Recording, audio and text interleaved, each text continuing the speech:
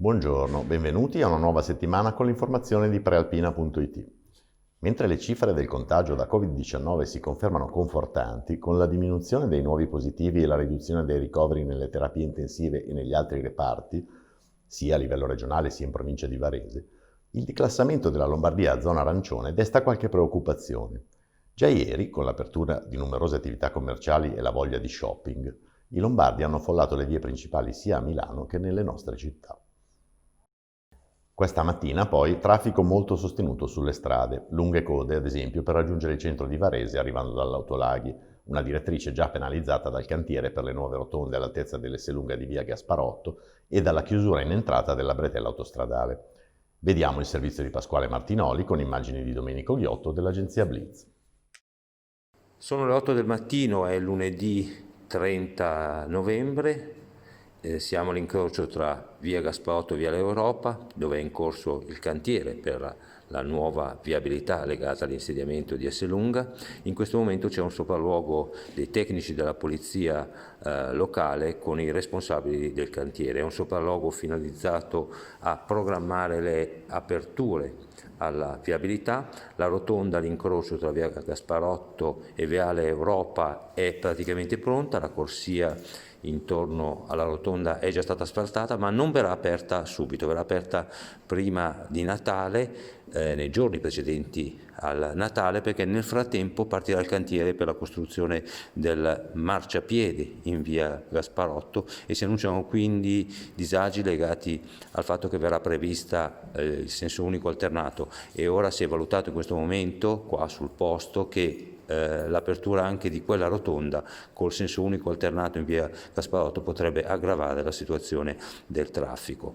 Questo è un aspetto. Per quanto riguarda il cantiere della rampa che collegherà il raccordo dell'autostrada con via Gasparotto, ebbene è stato in questo momento valutato che la bretella dell'Autolaghi possa essere riaperta, quindi anche in direzione Varese, già da domenica 6 dicembre o al massimo lunedì 7 dicembre. Queste le novità di questa mattina viabilistiche.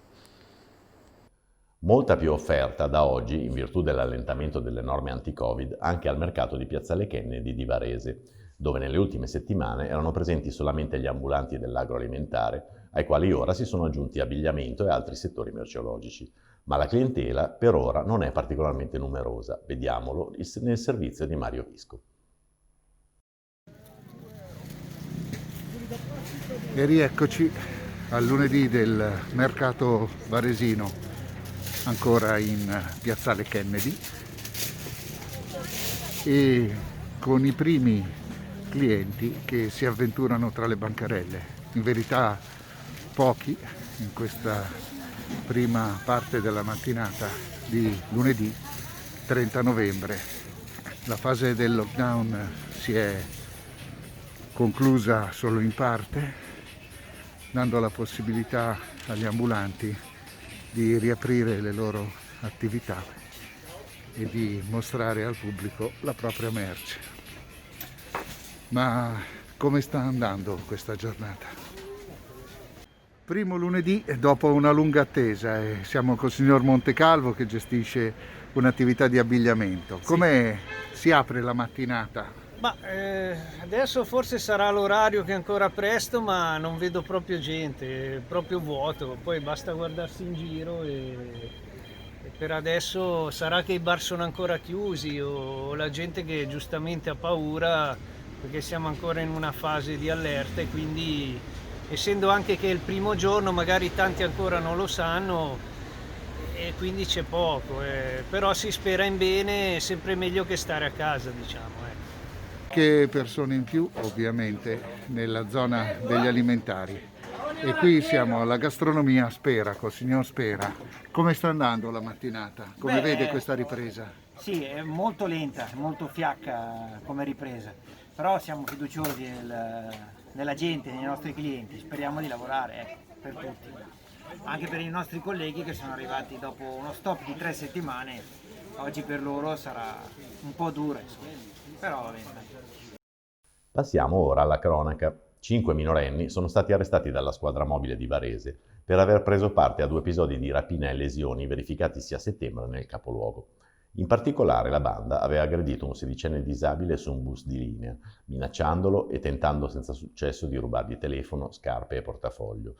Pochi giorni dopo, in piazza Marsala, un altro ragazzo aveva avuto minore fortuna. Dopo essere stato picchiato con tanto di frattura del setto nasale e immobilizzato, si era visto sottrarre il portafoglio.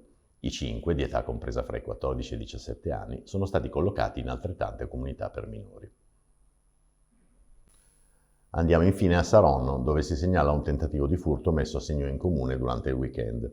Nella notte tra domenica e oggi, un uomo ha scassinato la porta sul retro del municipio e si è diretto verso le macchinette distributrici di bevande e snack che ha cercato senza successo di scassinare.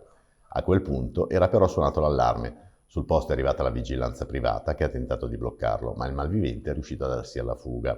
È comunque stato ripreso dalle telecamere del Palazzo Comunale e le indagini potrebbero dare sviluppi a breve. Con questo è tutto, vi diamo appuntamento all'edizione delle ore 19 e vi auguriamo una buona giornata.